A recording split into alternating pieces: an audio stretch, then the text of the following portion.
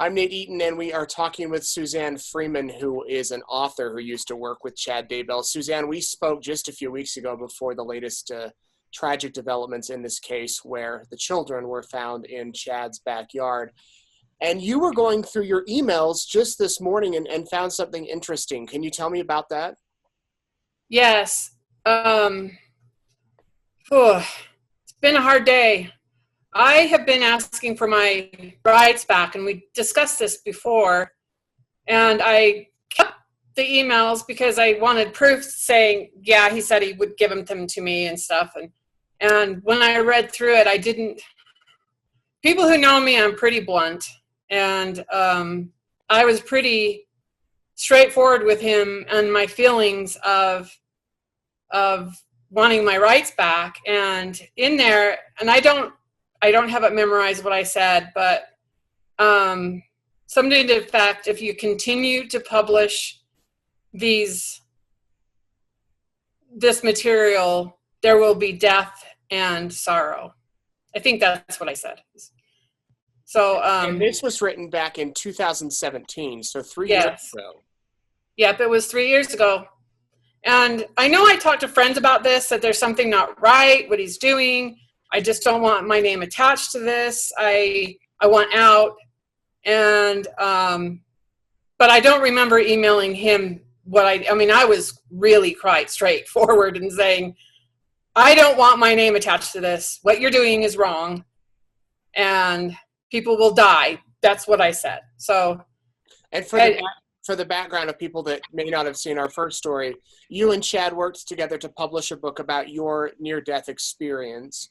And this was, 15 years ago? Yes. Almost 16. In November it would be 16.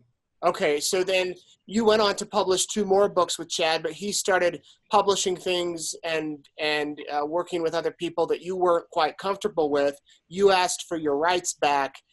You guys kind of went back and forth, and that's where this email came from, where you emailed him and said, I want my rights back. Basically, I don't want to be associated with you. If you continue down the path you're on, this will lead to deaths. Yes. And I didn't know I said it to him. I did say it to friends. And of course, I didn't know. I figured that they'd be up in the hills and people would be shooting each other because of food storage and just stuff like that. I just didn't figure it was very happy. But Suzanne, that's quite a thing to tell him. What were you thinking when you said that? I mean, were you obviously had a very uneasy feeling about what he was doing, but for you to actually say that, and then here we are 3 years later, and what you said has happened, allegedly, what made you say that?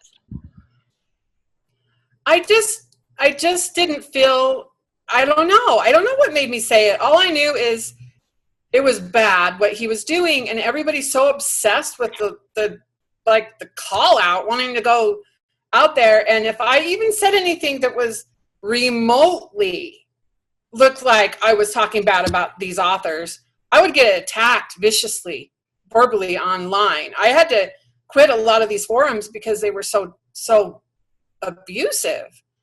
And I don't belong to any of them. I did sign up for a vow years ago, even before that email. And I was on it maybe a couple times, and I realized it's not for me. Because I want to live in the here and now. I don't want to be this predictor. And people do come to me and want me to predict things.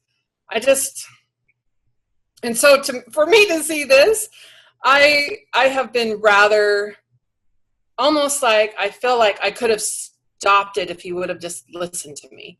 We should say that Chad didn't really respond to your statement that this will lead to deaths. How did he respond to that email, Suzanne? He said, I'm sorry that you're so bitter. And then I kind of felt bad in a way, and I kind of ho-hummed back and said, well, I'm not bitter. I just want my rights back. But I realized, looking back in the emails, I realized that I was a little harsh, and so I tried to kind of soften it up a little. But I didn't realize I even wrote that to him. In my mind, I thought I was being a lot nicer. I don't remember even sending that kind of thing, because I don't feel I'm quite that blunt, but people who know me, I say I am. So I guess maybe. So then how did the relationship go from there? He responded, you guys tried to work out an agreement about your books and the rights and all that. He sent you some money, and then did it kind of end? It just kind of ended. I just got super busy, and anyway, I kept thinking the last few years that I should just contact him, give me my rights back. And I even went to the attorney at that time, and we had that discussion on where the attorney is just all one-sided. So yeah, it was a hard email for me to read. I'll be honest, really hard, because I never assumed it was really true.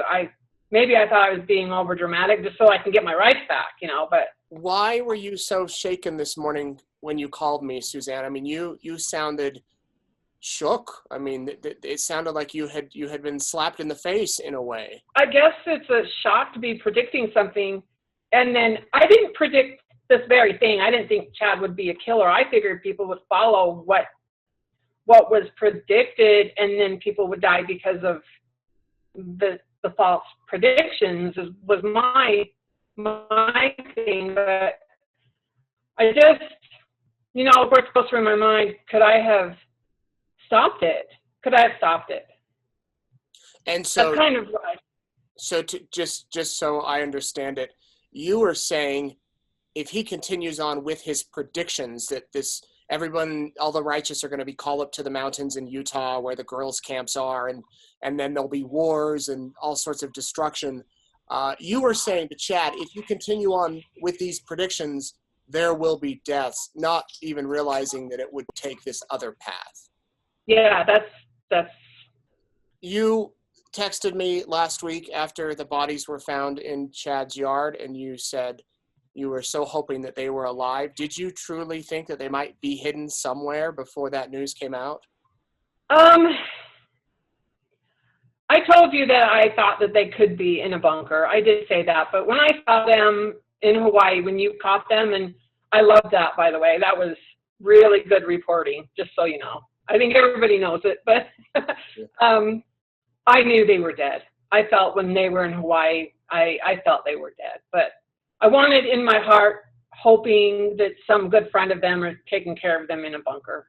That was my way of hoping, but. Yeah. Well, Suzanne, we're glad that you've shared these emails. It's eerie to look back now. I think that was the eerie. It was just plain old eerie. I just don't know what to make of it, honestly. Yeah. I don't love doing that. I don't love it.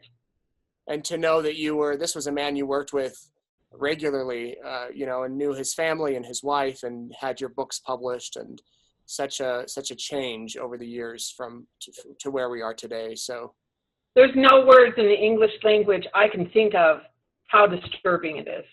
Kids buried in the backyard, and the Tammy's still alive, and the kids are buried back there. Oh my gosh! Those poor families. I'm glad they have closure, and my heart just hurts. Yeah, as do so many. Yeah. Yeah. Suzanne, thank you for talking with me. You're welcome.